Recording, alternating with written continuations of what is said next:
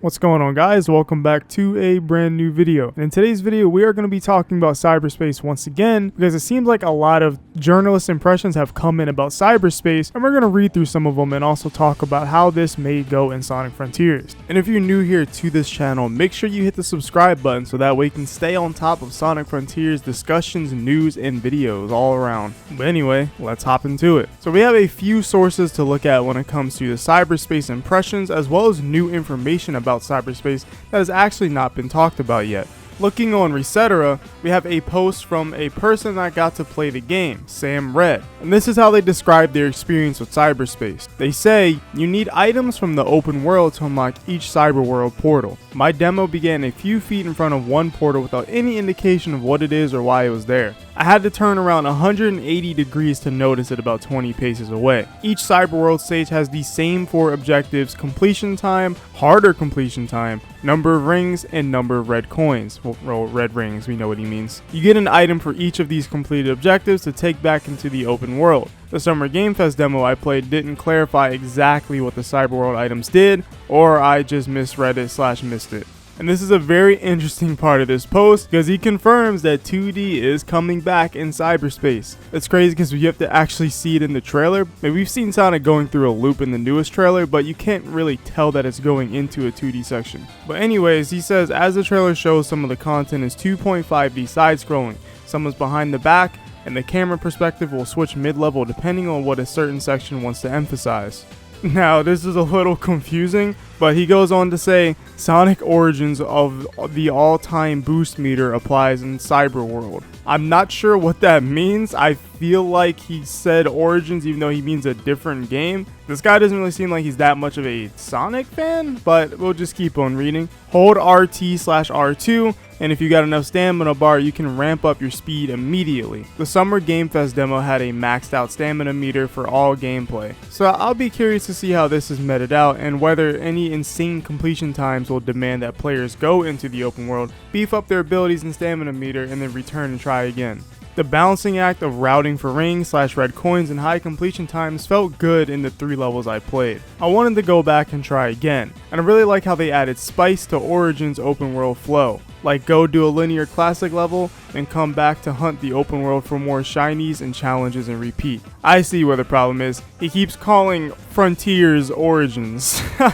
Don't worry, buddy, it's okay, we know what you mean. And this last part may be an important thing for a lot of people, is that none of the levels that he played felt like one-to-one copies of other linear Sonic 3D games, classic levels, despite them heavily biting on other games' aesthetics. So I mean, that's kind of what I expected, for these levels to just take the aesthetics but not really be like the level design beforehand. And you know, this could be a good thing because we're going to get brand new levels and maybe the same aesthetic, but I care more about good new level design. If we can get that, then I'm cool with that.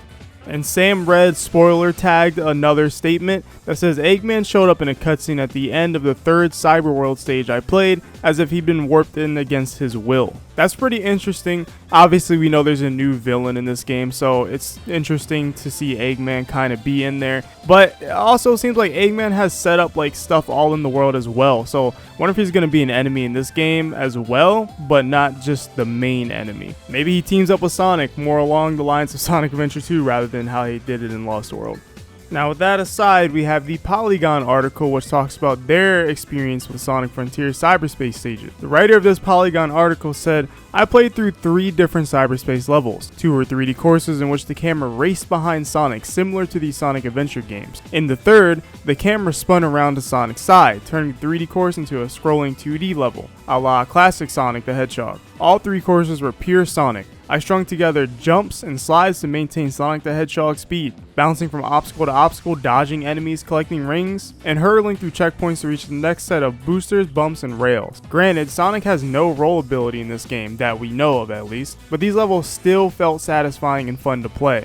They also go on to say, it seems the cyberspace levels will be the real meat of Sonic Frontiers. I can imagine a gameplay loop where you explore the open world, solve puzzles, and defeat bosses to access the portals that send you to cyberspace for some classic Sonic fun. So this Polygon writer clearly enjoys the cyberspace a lot more than the open world in the rest of the article. That brings up a big interesting talking point, because if these levels are really similar to Sonic Forces and everyone couldn't stand Sonic Forces level design, what makes them so great now? Are they really Sonic Forces X, or is it just the idea of having the multiple challenges in order to really complete the level and get what you want out of it is what makes it more interesting? And I'm really interested to find out how that translates over into this open world. Maybe just going from point A to point B for short levels isn't enough anymore, and maybe they solved it by actually adding more objectives in the levels in order to progress. To me, it's just very odd to see a lot of these game journalists raving about things that Sonic's been doing forever. But the new open world thing is the thing that they're not that interested in. I think there's a big problem with Sonic games, and it's that a lot of people have the idea that they're just about going fast and moving forward. And I think that is the wrong mindset when it comes to Sonic games. So if people just get that, then I feel like they get satisfied, and that's not always the greatest thing. I think that mindset enables Nakamura's dashing like a maniac from Sonic Forces days. And we have another interesting take, this time from Game Informer. And they go on to say, the futuristic stage I visited featured the same platforming trappings fans would come to expert. As I sprinted down the linear lane, I hopped on bounce pads, used my homing attack to ricochet off of objects, and surfed rails until I reached the finish line. Completing a cyberspace level rewards vault keys used to unlock new areas throughout Starfall Islands. This particular cyberspace stage didn't offer anything 3D Sonic fans haven't seen before. Still, Frontier's improved controls meant that it at least played a bit better than the Hedgehog's recent outing. If nothing else, Cyberspace gives fans pockets of familiarity while providing another diversion in Frontier's world, which may assuage some fans' concern about the game's perceived lack of activities. And this is an overall interesting take. It's kind of similar to the Polygon take. They're more worried about how Sonic fans are reacting to open world Sonic. And they're like, hey guys, look, Sonic Frontiers has boost levels, it has forces type stuff, be hype, it's cool, you guys don't need to worry. That's the way it's coming off to me. And it's just very strange. And one thing they did point out is Sonic controls a lot better, so that's probably why these levels feel a lot better. That's nice and all, but like, control is really good to have, and it's really what makes these games fun sometimes. But the level design not being up to par is probably one of the worst things that can happen. For example, Sunset Heights got ported into Sonic Generations. I have Sonic Generations controls, but I still beat the stage in probably the same amount of time, because the level design is still exactly the same. Control can be fixed if it's bad. We can do that. Modders, they can do that. The community can do that. Sonic 06 controls terribly in my opinion, but the level design's actually good. So Chaos X fixed up Project 06. Now it has good controls and level design. And the last thing we're going to look at is an article from Rock Paper Shotgun, and they have a pretty glowing article about Frontiers, with the title being Frontiers Cyberspace stages are refreshing blasts of classic Sonic. I'm going to focus on the last part here, where he says it was everything you'd expect from a 3D Sonic stage, but better? Not that it did anything tremendously new, but I think it was enhanced by being in total contrast to its open world's melancholic atmosphere.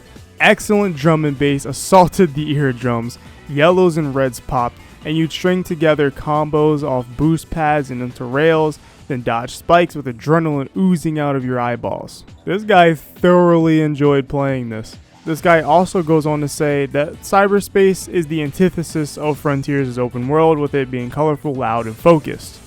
So yeah, I think it's safe to say the consensus on Cyberspace is that a lot of these journalists at least think it's the best part of the game, and it's just extreme amounts of fun. And personally speaking, I'm more interested in the open world because I know just the level design isn't going to be Generations quality. They're already described as bite-sized levels that are probably going to be short, linear like Forces. Maybe slightly better than Forces, but I still don't think that's going to be anywhere near Gens or Unleashed level. But I'm still interested in Cyberspace. I think it's going to be cool to have that. There's probably going to be around 28 of those levels likely, so that would be interesting to have a bunch of Cyberspace levels. Maybe one day there can be mods to combine levels together if they're actually kind of short. But overall, these are my thoughts on these impressions, and overall, all of these impressions have been pretty interesting and have some very unique takes in my opinion. And I actually hope that these Cyberspace levels do live up to what they're saying. And those are my thoughts on their impressions. Let me know your thoughts on their impressions in the comments below.